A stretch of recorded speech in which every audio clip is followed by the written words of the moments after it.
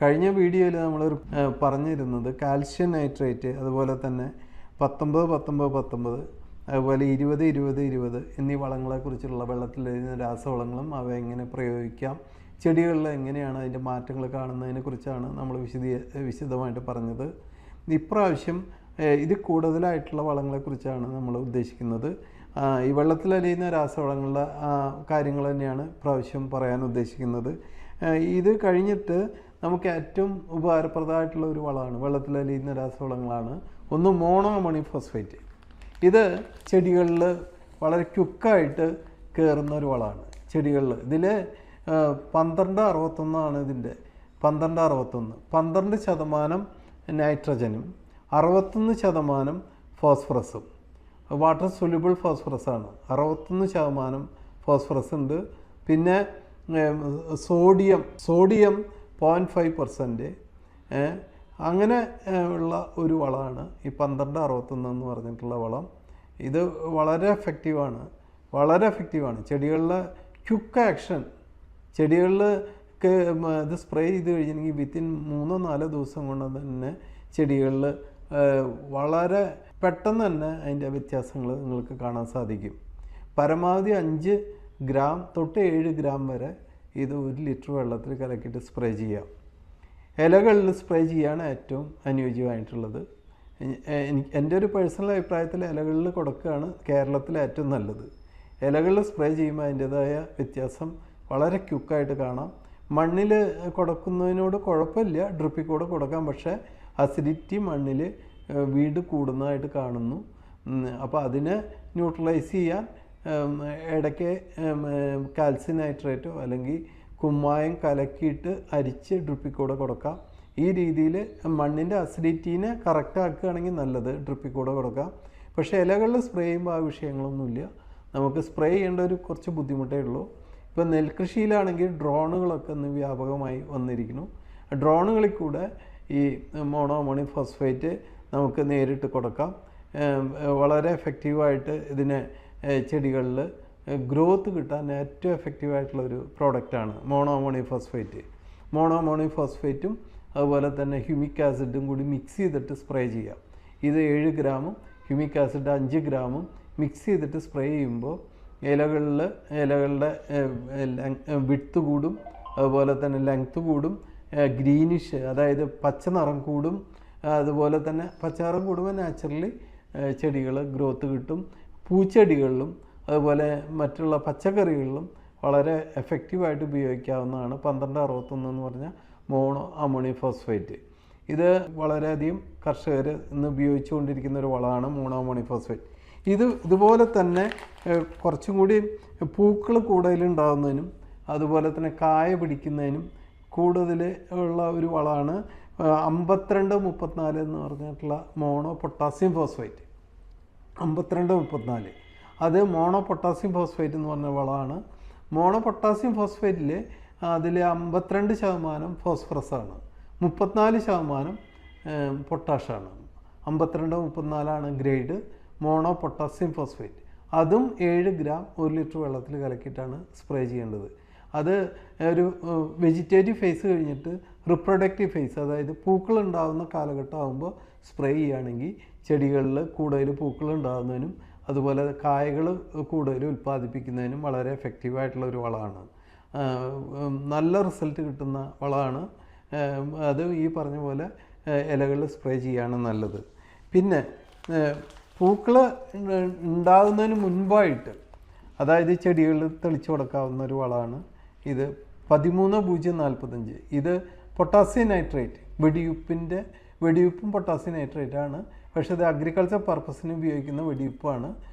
വെടിയുപ്പിൻ്റെ പോലത്തെ ഒരു പ്രോഡക്റ്റാണ്. അതിന് 13-045 ആണ് അതിൻ്റെ ഗ്രേഡ്. ഇതിൽ 13% മറ്റേ ഇതിൻ്റെ നൈട്രജനാണ്, ടോട്ടൽ നൈട്രജൻ 13% ഉണ്ട്. അതുപോലെ തന്നെ പൊട്ടാഷ് 45% ഉണ്ട്. പിന്നെ സോഡിയം ക്ലോറൈഡായിട്ടാണ് ചേർത്തിരിക്കുന്നത്, ഉപ്പിൻ്റെ രൂപത്തിലാണ് 1%. പിന്നെ ഇതാണ് ഇതിൻ്റെ ഏകദേശം ഒരു കണക്ക്. ഇതിൻ്റെ കണക്ക് ഏകദേശമല്ല, ഇതാണ് അത് അതിൽ കണ്ടൻറ്റ് 13.045. നെൽകൃഷിയിൽ ഇത് സാധാരണ ഉപയോഗിക്കുക 60 ദിവസം കഴിഞ്ഞിട്ടുണ്ടെങ്കിൽ ഉപയോഗിക്കാവുന്നതാണ്. അതായത് ഇതിൻ്റെ പാനിക്കൽ ഇനീഷ്യേഷൻ അല്ലെങ്കിൽ കണ ഉരുട്ടുക എന്നുള്ള ഒരു സമയത്താണ് ഇത് ഉപയോഗിക്കുക. 13.045 എന്ന് പറഞ്ഞ വളം 1 ഏക്കറിന് 1 കിലോഗ്രാം എന്നുള്ള രീതിയിൽ നെൽകൃഷിയിൽ സ്പ്രേ ചെയ്യുകയാണെങ്കിൽ ഈ കണ ഉരുട്ടുന്ന സമയത്ത് ജനറൽ യെല്ലോയിങ് നെൽകൃഷിയിൽ വ്യാപകമായിട്ട് കാണാം. ജനറൽ യെല്ലോയിങ് ഈ ജനറൽ അതായത് മൊത്തം ഒരു മഞ്ഞളിപ്പ് വരുന്നതാണ്. അപ്പോൾ ആ സമയത്ത് ഇത് സ്പ്രേ ചെയ്യുകയാണെങ്കിൽ ആ പൊട്ടാഷിൻ്റെ ഡെഫിഷ്യൻസി കുറയും. അതുപോലെ തന്നെ ആവശ്യത്തിനുള്ള നൈട്രേനും കിട്ടുകയാണെങ്കിൽ കതിര് എളുപ്പത്തിൽ പുറത്തേക്ക് വരുന്നതിനും യൂണിഫോമായിട്ട് കതിരുകൾ വരുന്നതിനും സാധിക്കുന്ന ഒരു വളമാണ്. യൂണിഫോമായിട്ട് കതിര് വരിക, അതായത് വളരെ എളുപ്പത്തിൽ തന്നെ കതിരുകൾ വന്നുകൊണ്ടിരിക്കും. ഈ കതിര് വരാനുള്ള ഷൈനസ് ഉണ്ടാവില്ല. അതായത് അതിൻ്റെ നാച്ചുറലായിട്ടുള്ള ഒരു ചെടിയുടെ നാച്ചുറലായിട്ടുള്ള ആരോഗ്യം സംരക്ഷിക്കുന്നതുകൊണ്ട് തന്നെ ഈ കതിരുകൾ വളരെ ക്വിക്കായിട്ട് കതിരുകൾ വരും. അത് നമുക്ക് ഏറ്റവും ഗുണപ്രദമാവുന്നത് അതിൻ്റെ ഹാർവസ്റ്റിംഗ് ആ പീരീഡിൽ, അതായത് അതിൻ്റെ കൊയ്ത്ത് സമയത്ത് നല്ല മണിത്തൂക്കം കിട്ടുന്നതിനും അതുപോലെ തന്നെ മണികൾ എല്ലാം ഒരേ ലെവലിൽ മണികൾ കിട്ടുന്നതിനും പച്ചമണികൾ കാര്യമായിട്ട് കുറയ്ക്കുന്നതിനും ഈ പൊട്ടാസ്യം നൈട്രേറ്റ് കൊണ്ട് സാധിക്കും. 13.045 എന്ന ഗ്രേഡാണ് ഇത്. വളരെ എഫക്റ്റീവാണ്.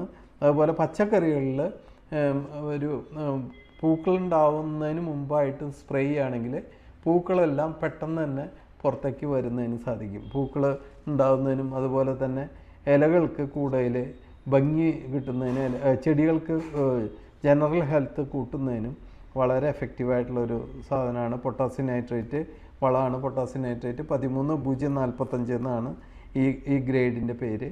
ഇതും കർഷകർ നല്ല രീതിയിൽ ഇപ്പോൾ പ്രയോഗിക്കുന്നുണ്ട്.